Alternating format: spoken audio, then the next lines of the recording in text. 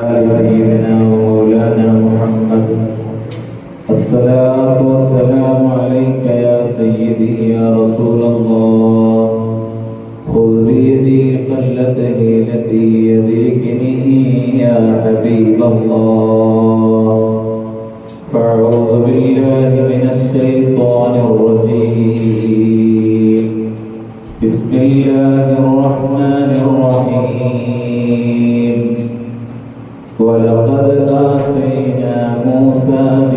ولقد أرسلنا موسى بآياتنا أن أخرج قومك من الظلمات إلى النور وذكرهم بأيام الله صدق الله العلي العظيم وصدق وبلغ رسوله النبي الكريم ونحن على ذلك من الشاهدين الشاكرين والحمد لله رب العالمين. ബഹുമാനാവരോട് നിറഞ്ഞ ഉസ്താദുമാരെ, മുഅ്മിനീങ്ങളെ, അല്ലാഹുവിന്റെ പരിശുദ്ധമായ മസ്ജിദിൽ അവന്റെ മഹത്തായ അനുഗ്രഹത്താൽ പരിശുദ്ധമായ റമളാനിലെ 16ാമത്തെ നോമ്പ് അനുഷ്ഠിച്ചവരായി ഒരുമിച്ച് കൂടിയ നമ്മെ എവരെയും അല്ലാഹു സ്വീകരിക്കുകയും നമ്മെയും നമ്മോട് ബന്ധപ്പെട്ടവരെയും അല്ലാഹു സുബ്ഹാനഹു വ തആല അവന്റെ അനന്ത വിശാലമായ സ്വർഗ്ഗലോകത്ത് ഒരുമിച്ച് കൂട്ടിത്തരികയും ചെയ്യുമാറാകട്ടെ. ദീർഘമായ ഒരു സംസാരത്തിലേക്ക് കടക്കുന്നില്ല. നേരത്തെ കുഞ്ഞഹമ്മദ് ഉസ്താദ് ഓർമ്മപ്പെടുത്തിയതുപോലെ നാളെ റമദാൻ 17 അഥവാ ലോക ചരിത്രത്തിന്റെ ഗതിമാറ്റിയ ദിനം അനുസ്മരിക്കുന്ന, അതിന്റെ ഓർമ്മകൾ പുതുക്കുന്ന ദിനമാണ് നാളെ ബദർ ദിനമാണ്. ഇതുപോലെ 1400 പരം വർഷങ്ങൾക്ക് മുമ്പ് ലോക നേതാവ് സയ്യിദുൽ വജൂദി മുഹമ്മദ് റസൂലുള്ളാഹി സ്വല്ലല്ലാഹു അലൈഹി വസല്ലം തങ്ങളുടെ നേതൃത്വത്തിൽ, മഹാന്മാരായ ബദരീങ്ങളുടെ നേതൃത്വത്തിൽ സ്വന്തം ജീവിതവും സ്വന്തം സമ്പത്തും സമർപ്പിച്ചവരായി നിലകൊണ്ട ബദർ സമരത്തിന്റെ ഓർമ്മകൾ അയവിറക്കപ്പെടുന്ന സമയങ്ങളിലൂടെയാണ് നാം കടന്നുപോയിക്കൊണ്ടിരിക്കുന്നത്. അല്ലാഹു തആല നമ്മേവരെയും സ്വീകരിക്കുമാറാകട്ടെ. പ്രിയം നിറഞ്ഞ സഹോദരന്മാരെ, എന്തിനാണ് നാം ബദറിനെ അനുസ്മരിക്കുന്നത്? തിരുനബി സല്ലല്ലാഹു അലൈഹി വസല്ലം തങ്ങൾ അവിടുത്തെ അധ്യാപനങ്ങളിലും അവിടുന്ന് നൽകിയ നിർദ്ദേശങ്ങളിലും മഹാന്മാരായ ബദരീങ്ങൾക്ക് വലിയ സ്ഥാനം നൽകിയിട്ടുണ്ട്. ഇവിടെ 2 തലങ്ങൾ നിങ്ങളുടെ മുന്നിൽ അവതരിപ്പിച്ചുകൊണ്ട് ഞാൻ അവസാനിപ്പിക്കുകയാണ്. എന്തിനാണ് ബദരീങ്ങളെ അനുസ്മരിക്കുന്നത്? എന്തായിരുന്നു ബദർ?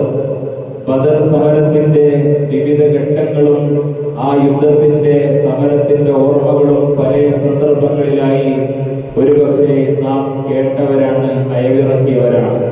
എന്നാൽ എന്തിനാണ് നാം ബദരീങ്ങളെ അനുസ്മരിക്കുന്നത് എന്ന് ചോദിച്ചാൽ, ഞാൻ നേരത്തെ ആമുഖത്തിൽ ഓതിവെച്ച ആയത്ത് വലഖദ് അർസൽനാ മൂസാ ബിആയാതിനാ, നാം മൂസാ നബി അലൈഹിസ്സലാമിനെ നിരവധിയായ ദൃഷ്ടാന്തങ്ങൾ, നിരവധിയായ ആയാത്തുകൾ, നിരവധിയായ തെളിവുകളുടെ അടിസ്ഥാനത്തിൽ മൂസാ നബി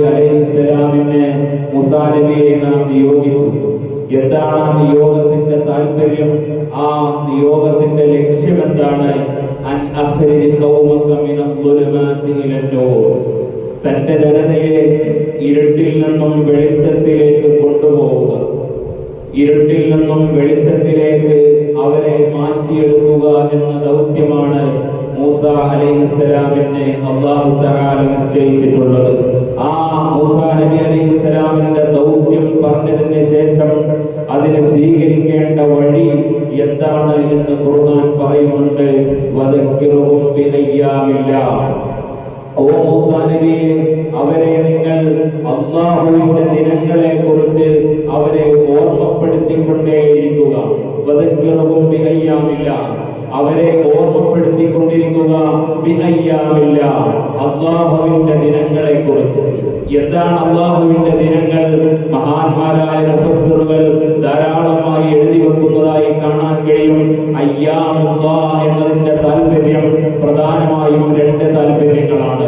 ഒന്ന്, അല്ലാഹു തആല വലിയ അനുഗ്രഹങ്ങൾ നൽകിയ ദിവസത്തെ ഓർമ്മപ്പെടുത്തുകയും, അല്ലെങ്കിൽ അല്ലാഹുവിന്റെ വലിയ ശിക്ഷകൾ വന്നു ചേർന്ന ദിനങ്ങളെ ഓർക്കുക നബിയെ എന്നതാണ് അയ്യാമുല്ലാഹ്.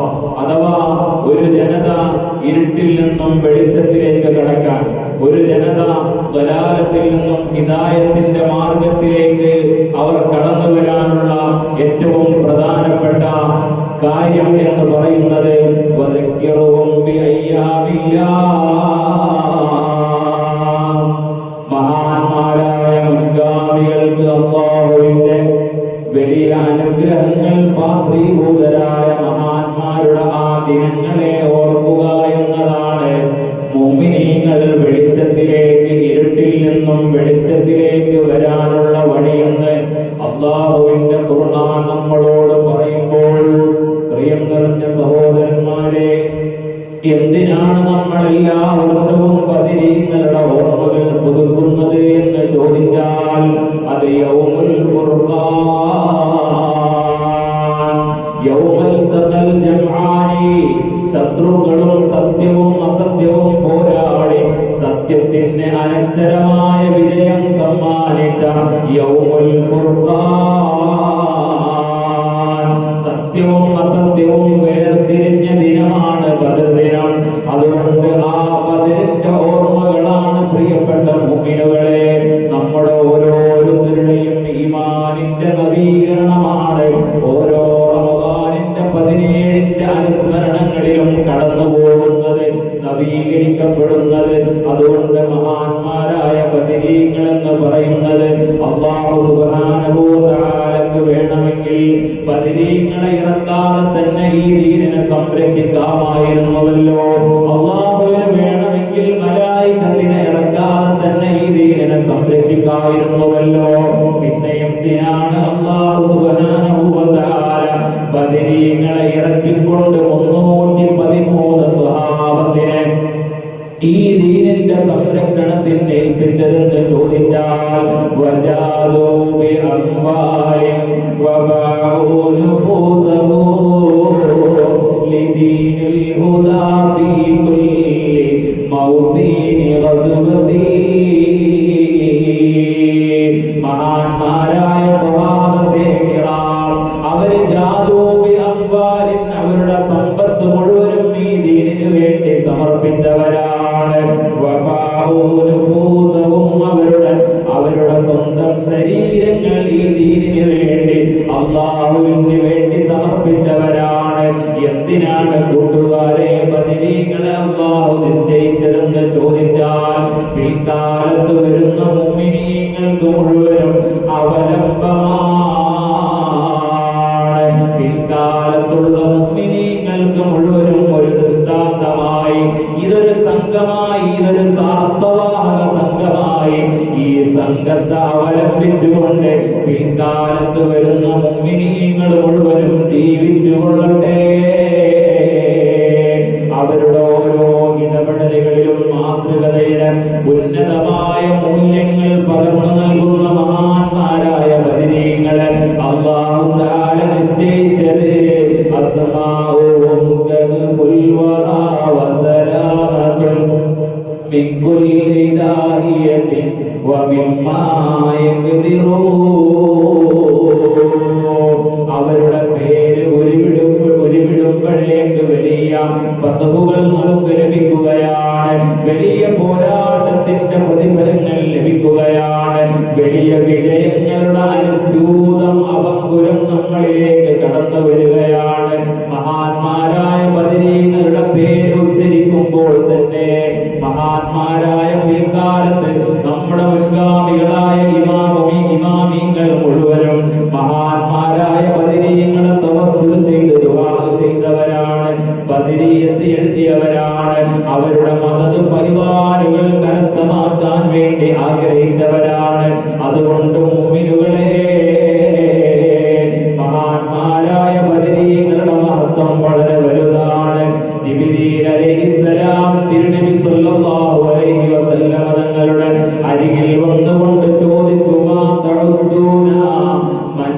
شهد منكم بدرا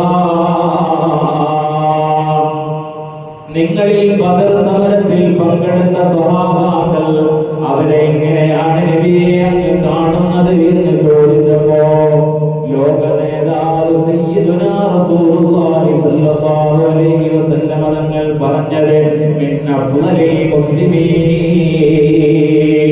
അവർ മുസ്ലിമീങ്ങളിൽ ഏറ്റവും ശ്രേഷ്ഠവാന്മാരാണ്. അപ്പോൾ ജിബ്രീൽ അലൈഹിസ്സലാം മറുപടി പറയുന്നു വകദാലിക മൻ ശഹീദ ബദറൻ മിനൽ മലായിക മലക്കുകളുടെ കൂട്ടത്തിലും ബദറിന്റെ സമരഭൂമികയിൽ സന്നിഹിതരായ മലക്കുകൾക്കാണ് മലക്കുകളിൽ വെച്ച് ഏറ്റവും വലിയ സ്ഥാനമെന്ന് മഹാനായ മലക്കുൽ അമീൻ ജിബ്രീൽ അലൈഹിസ്സലാം പറയുകയാണ്.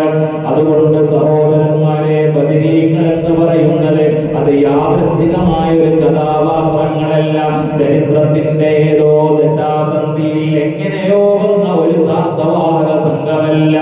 ഈ ദീനിനെ നിലനിർത്താൻ അല്ലാഹു തആല തെരഞ്ഞെടുത്ത ആ അല്ലാഹുവിന്റെ പരീക്ഷണ നിരീക്ഷണങ്ങൾക്ക് വിധേയരായ ലോക നേതാവിന്റെ ചിട്ടയൊപ്പിച്ച അനുയായികളെ ഈ ലോകത്തുള്ള മുഅ്മിനീങ്ങൾക്ക് മുഴുവനും അവലംബമായിട്ടാണ് അല്ലാഹു തആല വെച്ചിട്ടുള്ളത്. അതുകൊണ്ട് ബദരീങ്ങൾ അനുസ്മരിക്കപ്പെടേണ്ടതുണ്ട്. ഈ ബദർ എന്ന് പറയുന്നത് ഒരു വൈകാരികതയുടെ പുറത്തുണ്ടായ സമരമല്ല. ഈ ബദർ എന്ന് പറയുന്നത് തിരുനബി സല്ലല്ലാഹു അലൈഹി വസല്ലം തങ്ങൾക്ക് എപ്പോഴോ തോന്നിയപ്പോൾ ഒരു പൊട്ടിപ്പുറപ്പെടലുണ്ടായതല്ല, മറിച്ച് അതിന്റെ ചരിത്രം ശരിയായി പഠിക്കേണ്ടതുണ്ട്.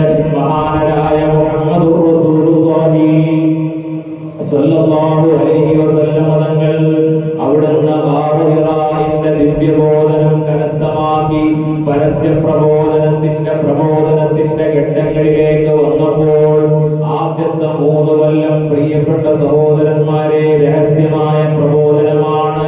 തന്റെ കുടുംബക്കാരിൽ തന്നോട് ചേർന്ന് നിൽക്കുന്ന ഖദീജ റളിയല്ലാഹു അൻഹാ, തന്റെ സഹകൂട്ടുകാരനായ അബൂബക്കർ സിദ്ദീഖ് റളിയല്ലാഹു അൻഹു ഉൾപ്പെടെയുള്ള അത്രയും ചേർന്ന് നിൽക്കുന്ന സ്വഹാബാക്കളെയാണ്, ശിഷ്യന്മാരെയാണ് ആദ്യം പ്രബോധനം ചെയ്യുന്നത്. 3 വർഷക്കാലം രഹസ്യ പ്രബോധനമാണ്. പിന്നീടാണ് ഖുർആൻ ഇറങ്ങുന്നത്. നബിയെ, അങ്ങയുടെ കുടുംബക്കാരിലേക്ക് മുഴുവനും ഈ സന്ദേശം എത്തിക്കൂ നബിയേ.